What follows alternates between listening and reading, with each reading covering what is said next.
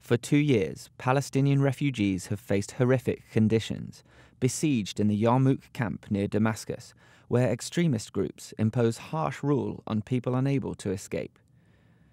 The person in charge of the UN's efforts to assist Palestinian refugees provided an update on their plight. That was already unbearable in many terms, in human terms, when I visited 3 weeks ago. The situation now has only deteriorated further.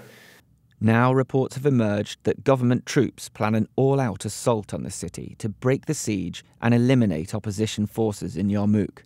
The UN Secretary-General has called for an international response.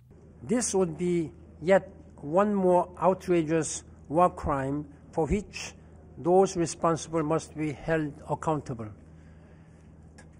Civilians must be protected at all times.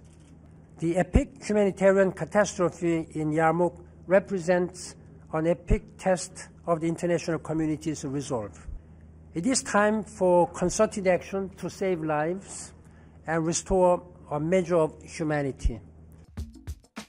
Despite major gains, the world's education goals are far from being achieved. And what is needed is $22 billion a year to bridge the finance gap and achieve basic education for all by 2030. This, according to the Global Monitoring Report from UNESCO, or the UN Educational, Scientific and Cultural Organization, which takes stock of progress made in education worldwide in the past 15 years. The Education for All initiative was a set of 6 goals introduced in the year 2000.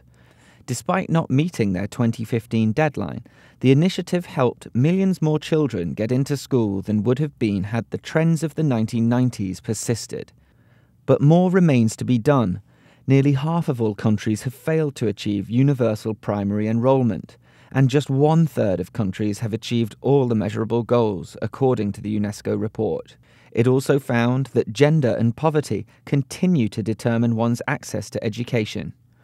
The world's poorest children are 4 times more likely to be out of primary school compared to the world's richest children, and 2/3 of the 781 million illiterate adults worldwide are women.